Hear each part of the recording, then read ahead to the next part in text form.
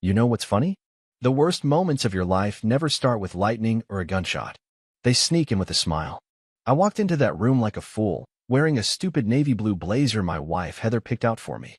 She said it made me look like a man with purpose. I didn't realize at the time she meant her purpose. I hadn't even closed the door behind me when I realized something was off.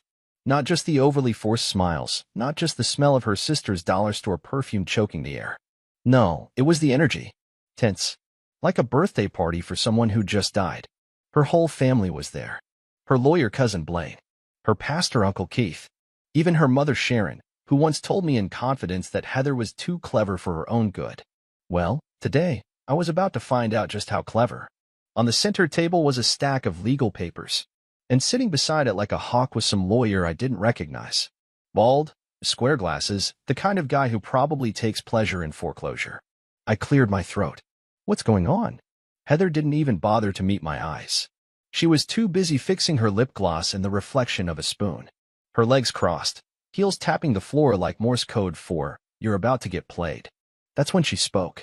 "Well, babe," she said, sweet like a blade dipped in honey, "since you don't trust me with your inheritance, we thought maybe it's time to make it legal."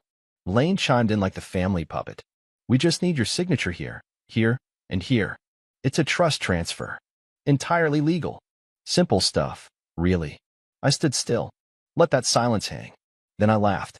Not a loud one. Just the kind of chuckle that lets everyone know you see them. "Funny," I said, reaching into my coat pocket. "I brought someone too."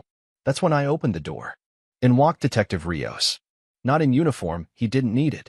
His badge was around his neck, and the folder in his hand looked like a small bomb waiting to go off. Heather's face twisted. One second she was Cleopatra on a throne, the next, just a woman with too many secrets and too little time. Her eyes went to the folder like it was poison. "Let's make this fun," I said, still calm. "Why don't you tell them what you've been doing while begging me for my money?" "Excuse me." Heather stood up, suddenly on fire. "Don't pull this manipulative bull's asterisk right now, Brian." "No," I said, my voice finally rising. "I'll pull the truth." Rios opened the folder. Photos. Dates. Hotel check-ins. Not just one guy, 3. And one of them? My own cousin, Derek. He was dumb enough to pose in a mirror selfie with her. Classy, huh? Heather tried to speak, but I cut her off. "While I was building a future, you were building a rotation." Lane cleared his throat, probably realizing he backed the wrong horse. "What is this?" Sharon whispered, voice cracking. Heather snapped, "It's none of your business, Mom. He's just mad because I wanted to build something together, and he's being selfish." That's when I lost it. Selfish? You tried to rob me with a smile. You lured me into a room full of your flying monkeys and thought I'd roll over because you looked good in a pencil skirt. Everyone was quiet now. Even the lawyer looked like he wanted to disappear. "I wanted us to have a future," Heather shouted. "But you were so busy playing the honorable man, protecting that damn inheritance like it was gold bricks. I deserved part of it." "You deserved what you earned," I said coldly. "And what you earned was this." I took out my phone and hit play. The recording of Heather laughing with Derek in bed, her voice clear as crystal. "Brian's too soft. I'll have that trust signed in a week. He won't know what hit him." The room erupted.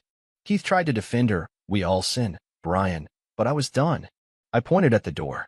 "Everyone out." Heather lunged forward. "You can't do this." I just did. Detective Rios handed me his card, nodded, and left.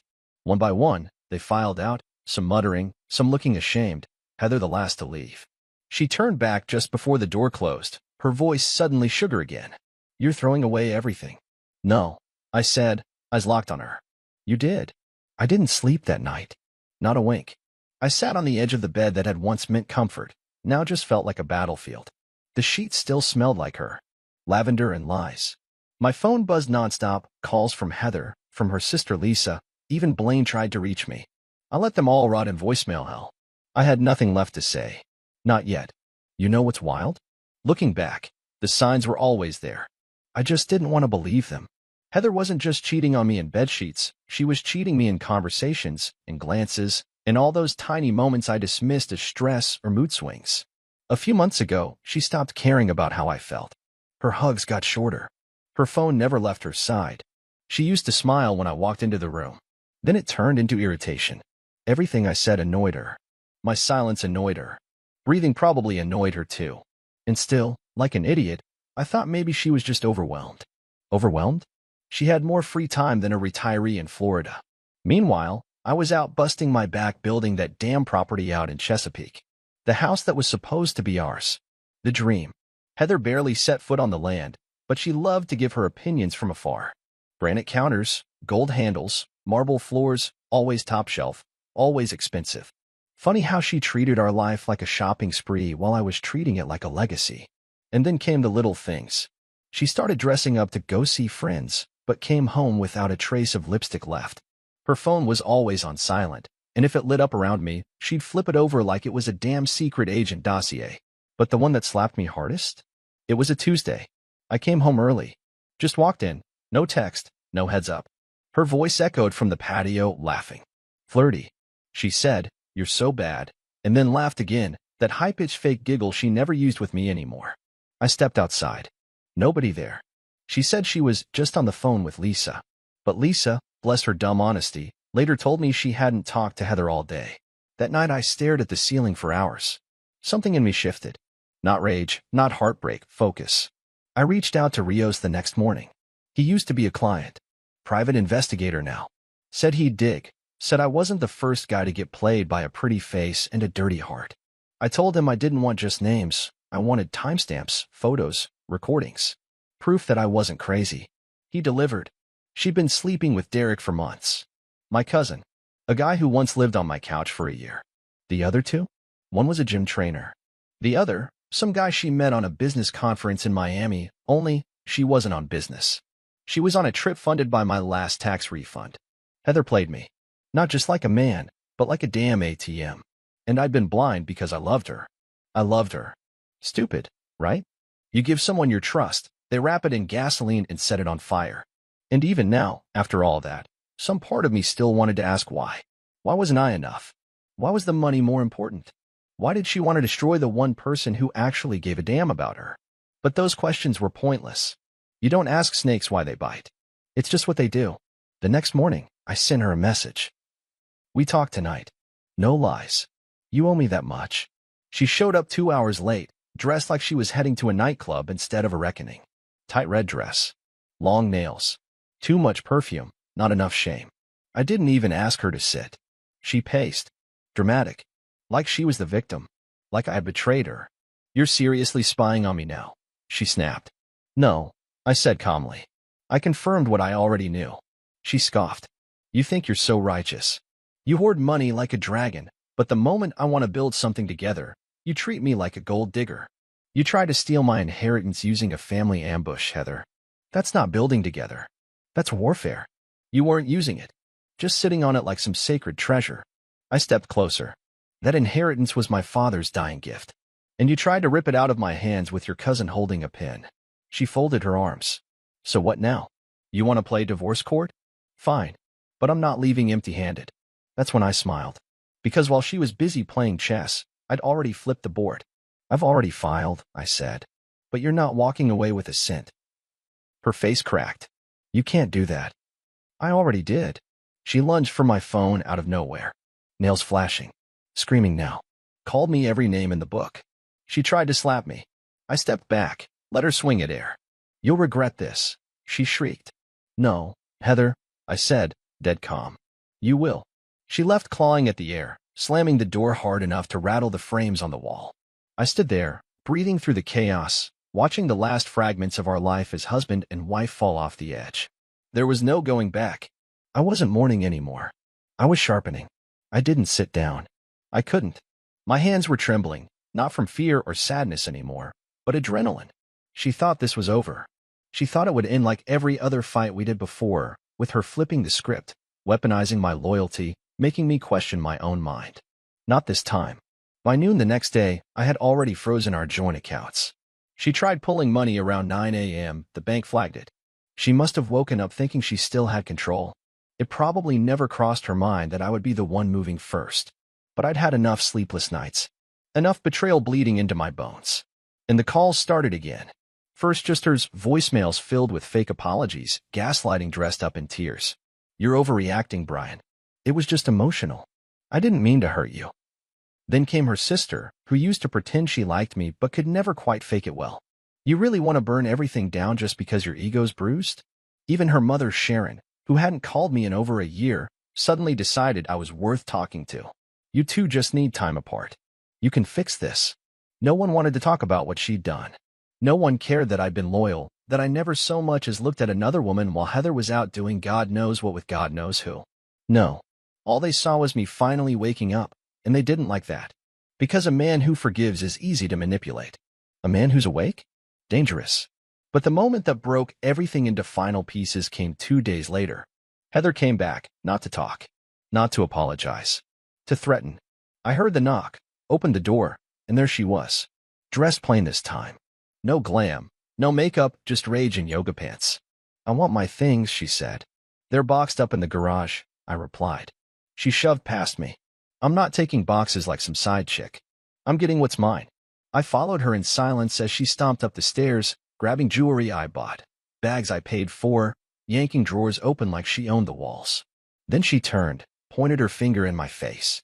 You think you're the victim? You always acted like a martyr, Brian. Like loving you was some reward. You were boring. Predictable. I stayed out of pity. That one hit. She stayed out of pity. That's the kind of line you never forget, no matter how far you move on. I think she meant it to hurt, and it did. But it also snapped something that needed to break. I stepped back, stared at her. You don't even realize how small you sound, do you? She rolled her eyes. Save the therapy voice. You're not deep, Brian. You're just a guy with a trust fund and daddy issues. And then she smiled. That smug little curl of her lip that used to make me weak now just made me nauseous. By the way, she added, I already talked to a lawyer. You'll be lucky if you keep your truck when I'm done. I didn't react. I'd already prepared for this. You mean your lawyer? I asked. Or mine? That wiped the grin clean off her face. You'll find out soon enough, I said, pulling the envelope from the drawer. I sent discovery documents to your boyfriend Derek too. He's listed in the suit. Civil damages. Emotional distress. Conspiracy to defraud. It's all there. Her face went pale. She opened her mouth, but no sound came out. Funny, I said, my voice calm. You said I was predictable. You should have known I don't lose. I just wait for the right moment. She dropped the perfume bottle she was holding. Glass shattered across the floor. Get out, I said. She looked at me, really looked, for the first time in weeks. But it wasn't love or even hate behind her eyes. It was fear. The realization that the man she'd manipulated, mocked, and betrayed wasn't crawling back. He was building something out of her ashes. She stormed out without another word. This time, I didn't watch her go. I just closed the door, locked it, and stood in the silence. It didn't feel like a home anymore. It felt like a crime scene finally being cleaned up. ChatGPT Powie Edziel. I spent the next few days in a trance, half man, half machine. Every move had a purpose now. Calls to the lawyer, filing motions, transferring titles, digging through digital files like a man uncovering buried landmines. My marriage hadn't ended in one day. It had been rotting for months, maybe longer. I just hadn't noticed how far gone the smell was. I had the security cameras installed that same week. I didn't trust her not to come back and try something stupid. And I was right. 2 nights later, I caught her in the footage trying to sneak into the garage. Probably thought she could snatch something valuable before the courts got their hands on it. When the alarm kicked on, she panicked and bolted like a raccoon. I sent the footage to my lawyer, just in case. Meanwhile, Derek tried to call me. Yeah, him. My own blood. My cousin, who I gave a place to live when he had nothing but a backpack and a habit of blowing through every paycheck. Now he wanted to clear the air. I let the call go through. His voice was sheepish. Brian, man, it wasn't supposed to happen like this. Like what, Derek?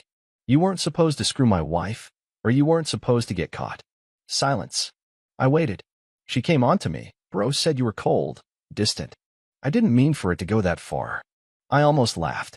So, what? She tripped and fell onto you. You think this is the part where I forgive you?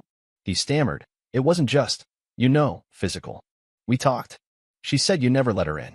That you kept secrets. Oh, I kept secrets? That's rich coming from 2 liars covered in each other's guilt. I'm sorry, man. No, I said. You're sorry you got exposed. And now you're both going to pay for it. I hung up, blocked his number. I wasn't going to give him the satisfaction of seeing me rage or beg. Let the courts do the talking. Let the evidence grind them down. It's strange how betrayal changes your wiring. You stop looking for meaning in things. You stop second-guessing every step. You just move, cold, precise, surgical. But that didn't mean I wasn't bleeding under it all. At night, the silence came with memories I didn't ask for. Her laugh when it was real. The nights we slow danced in the kitchen for no reason. The way she used to hold my hand under the table at family dinners, like it was our secret. And then I remembered her voice in that recording, giggling in bed with Derek, saying she'd get me to sign over the inheritance. That always brought me back.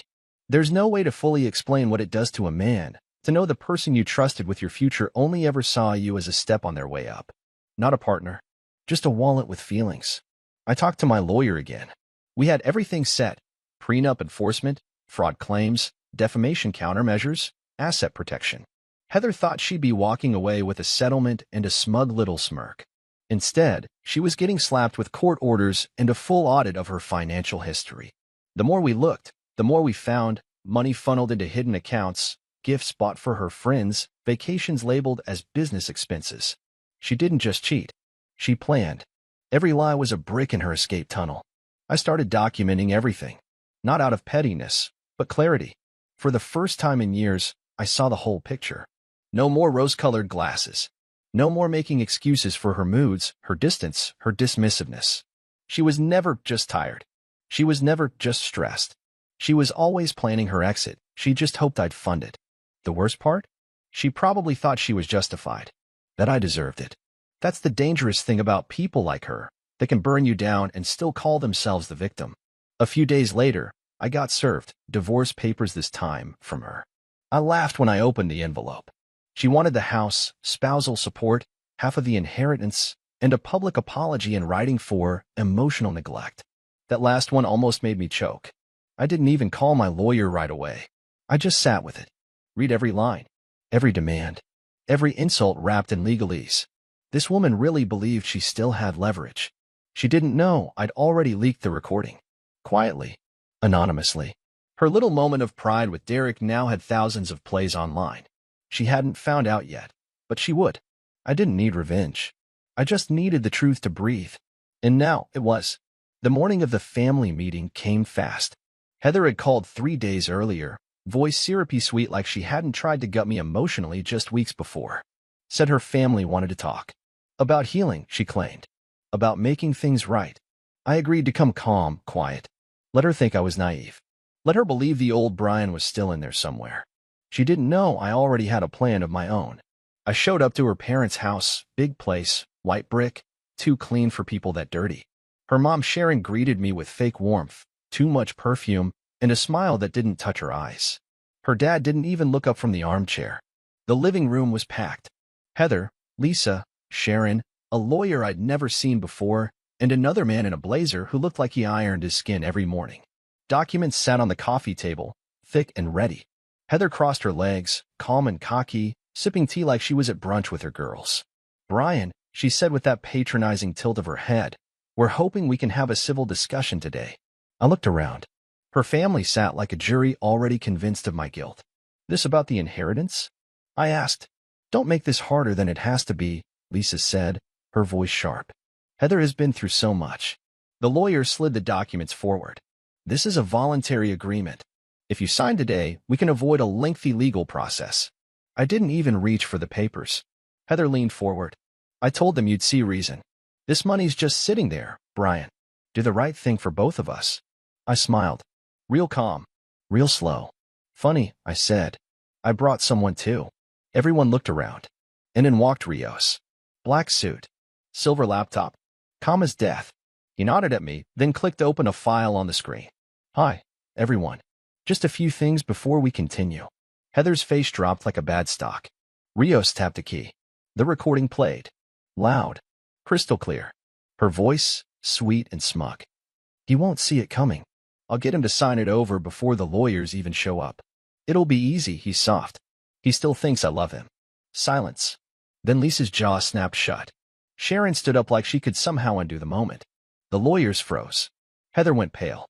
"Who the hell is this?" she hissed. "My investigator," I said. "Your mistake was thinking I came alone." Rios tapped again. More audio. Laughing. Kissing sounds. Derek's voice slurring something about buying a house in Cabo with Brian's blood money. I stood up, calm as ever. This meeting's over. Her father finally spoke. This can't be legal. It's very legal, Rios said, especially when it's evidence of fraud and attempted coercion. Heather's voice cracked. You set me up. I turned to her.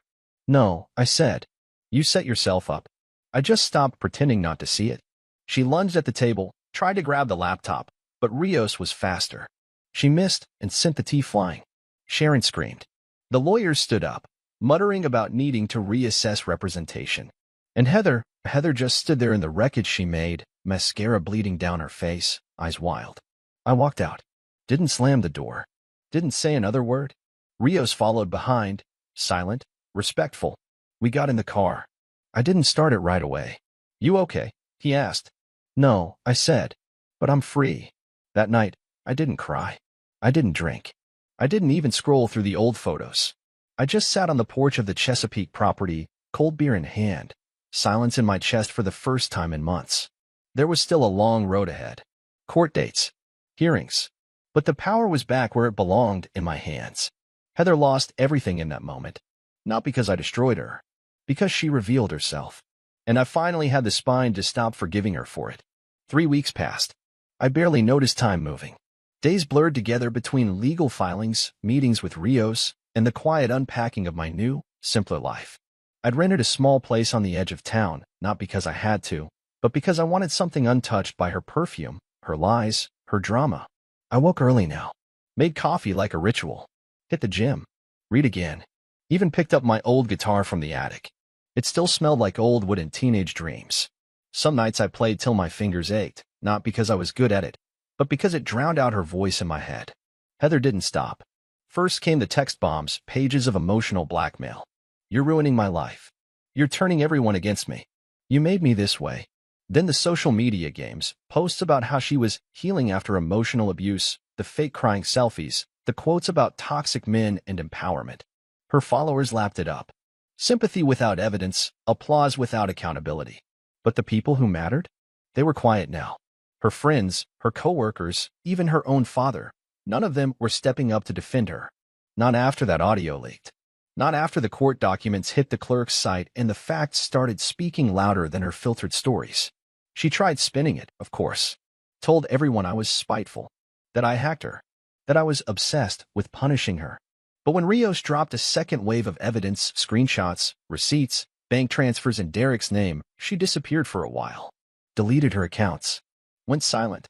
I almost felt peace. Until the knock came. It was late. Almost midnight. I was already in sweatpants and half asleep on the couch. I opened the door, and there she was. Heather. Rain-soaked. Mascara smeared. Hair wild like she'd run through a storm. I didn't say anything. She didn't ask to come in. Just walked in like she still had that right. I messed up, she said. I shut the door behind her. Not because I wanted to, but because I wasn't letting my neighbors see this circus. You think? I said. She turned, teary-eyed. The act again.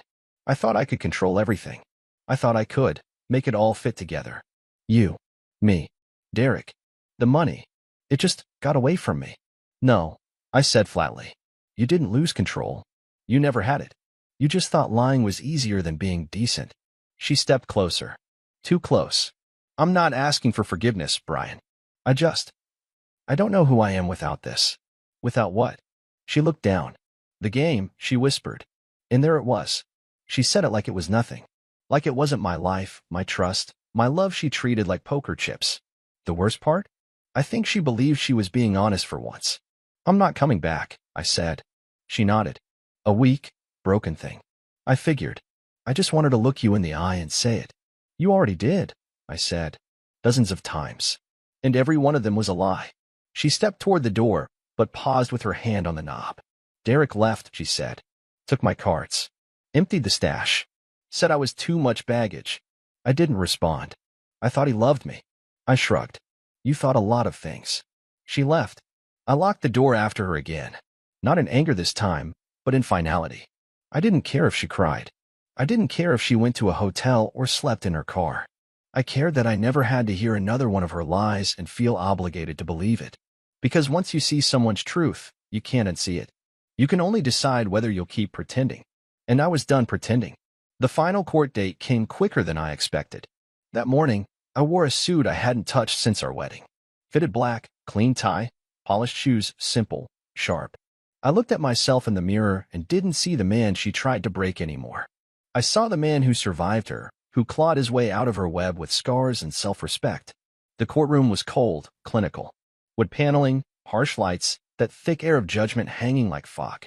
Heather sat on the opposite bench with her lawyer, a younger guy now, probably all she could afford after the first one dropped her. She wouldn't look at me. I didn't care. Her face was pale, thinner than I remembered, lips tight with that same arrogance she always wore when things didn't go her way. But behind her eyes, she was cracked, and she knew it. Rios sat beside me, calm, focused. He'd been through this dance before. Me? This was the finale. The judge read through the paperwork with professional boredom.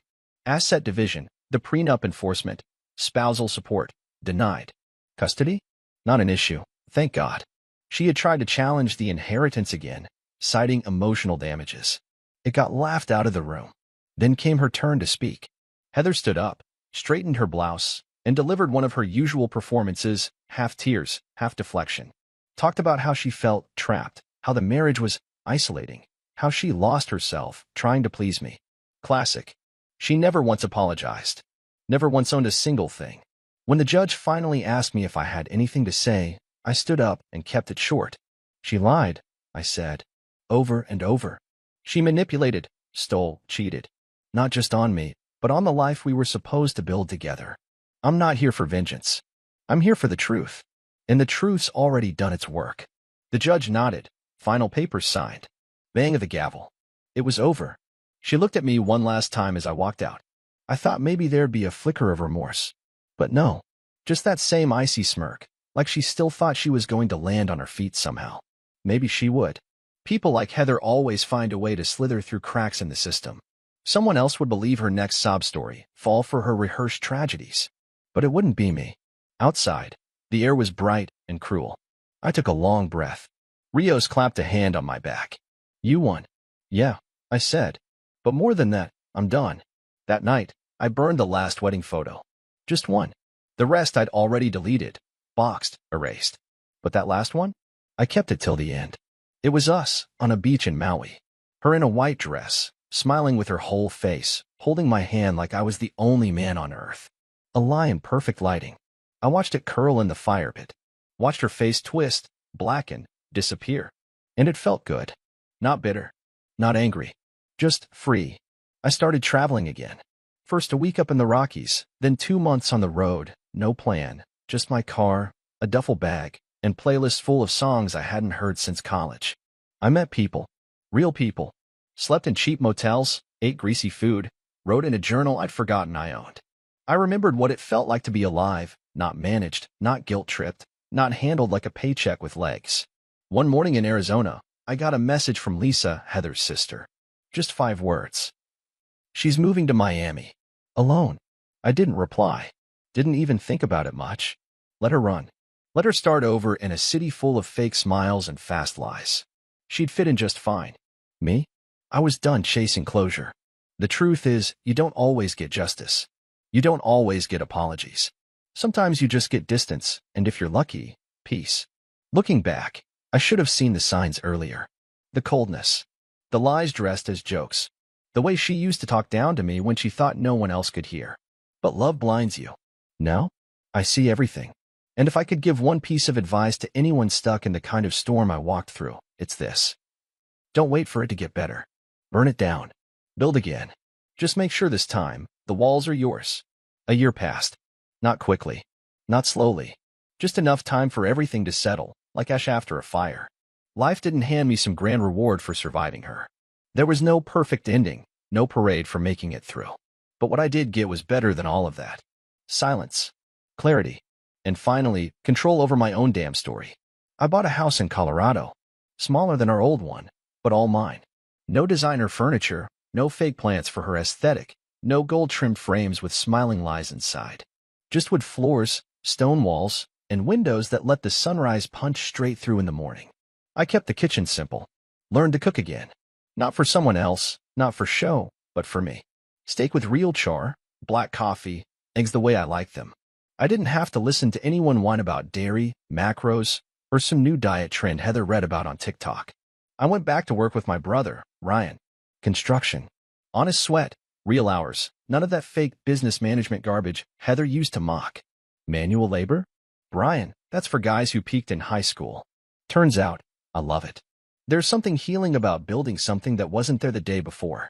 Sometimes, after a long shift, I'd drive up into the mountains with a six-pack and sit by the edge of a cliff, watching clouds roll over like slow waves. It didn't fix everything, but it reminded me of how small everything else really was. Heather tried reaching out one last time. This time it was a letter handwritten. I almost didn't open it. But curiosity's a hell of a thing. Inside, she talked about Miami. How things fell apart. How she wasn't ready for the fallout from everything she did. How Derek turned out to be a mistake. How she hoped I was doing well. Said she was going to therapy. That she was learning to be honest. No apology. No accountability. Just more words. She ended it with, "If you ever want to talk again, maybe just as friends, I'd like that. I miss you." I folded the letter, tore it in half, and tossed it into the fire pit with the others. Heather didn't miss me. She missed the version of herself that looked better next to me. She missed the guy who covered her lies, fixed her messes, and made her feel valuable because he had value. But she never missed loving me, because she never did. I finally understood that. And when I did, the bitterness melted off like dead skin. Now I sleep without waking up in cold sweats. I don't replay arguments in my head. I don't rehearse imaginary comebacks. I don't wonder where she is or what she's doing or who she's ruining next. She's not my problem anymore. One night, a friend of mine, James, invited me to a backyard bonfire. Nothing fancy, just beer, music, good people. There, I met someone. Her name was Katie. She didn't come on strong. She wasn't loud or flashy or trying to sell a version of herself she thought men wanted. She just was. Funny. Sharp. Quiet confidence. A nurse who worked night shifts and made fun of me for always carrying tools in my truck. We talked. For hours. Not about trauma. Not about our exes. Just about books, movies, food, weird road trip stories. It felt easy. I don't know where it'll go. But for once, I'm not afraid of trying again. Not because I've forgotten what happened, but because I finally know who I am without someone trying to rewrite me. And if you're reading this, if you're stuck in something like what I was in, listen to me. When someone shows you they'll cut you open and call it love, believe them. Walk away. Even if your legs shake. You'll stand taller later. I did. It was a crisp October morning the first time Katie stayed the night. No drama.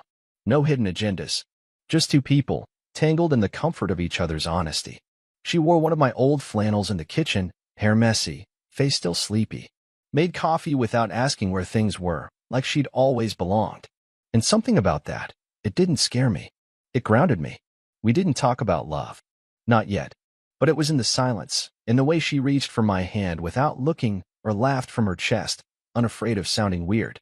There were no power plays. No guilt tricks. No walking on eggshells. And it hit me how foreign that felt. I'd spent years thinking relationships were just storms you had to survive. That love meant compromise, even if it bled you dry. That normal meant cold shoulders and passive-aggressive texts and keeping secrets just to keep peace. But this was real. Katie didn't ask about Heather often. But when she did, she didn't pry. She listened. Really listened. Once I told her the whole story, everything. The lies, the affair, the ambush with the lawyers. She didn't gasp or act shocked or throw out a string of curse words. She just said, "Damn. No wonder you sleep like a soldier." That night, I slept deeper than I had in months. The nightmares came less and less. The old triggers, Heather's perfume, a particular ringtone, her favorite show, they started to lose their grip. One by one, they became just noise in the background, like echoes from a house I'd burned down and left behind. But healing's not a straight line. It's a messy, jagged hike. There were still days I woke up clenched, like when I saw her again. It was at a hardware store, of all places. I turned a corner in the paint aisle and there she was. Heather, holding a shopping cart like it was armor. Her hair was shorter now, bleached badly, eyes dull. She froze when she saw me. For a second, the whole world held its breath. I nodded. Nothing more. She gave a weak smile, like the kind you give an old classmate you used to cheat off in math. And then she looked down, adjusted her purse, and walked away. No drama. No scene. Just distance. And that was the moment I knew I didn't hate her anymore. I didn't want her back. I didn't want her hurt. I just didn't want her in my life. Ever again. Back at home, Katie noticed I was quiet. I told her what happened. She didn't get jealous. Didn't try to dig. Just kissed my shoulder and said, "You handled it." Yeah, I did. A few months later, I finalized the sale of the old property Heather and I once shared. I donated some of the money, took the rest, and booked a solo trip to Italy. My first real vacation in years. No pretending, no drama, no Instagram fakeness.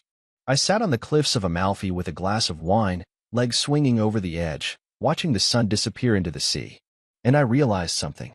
You don't get closure from the person who broke you. You get it the moment you stop waiting for them to fix it.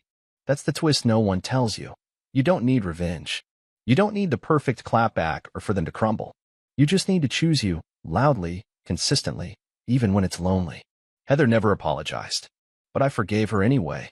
Not for her. For me. Because I deserve to be free. And now? Now, every day is mine. Every step, every choice, every breath I take without second-guessing whether it'll start another fight. That's the real win. That's the ending. Not with fireworks or dramatic closure, but with peace. And the kind of quiet that doesn't make your skin crawl. The kind you can live inside. And finally breathe.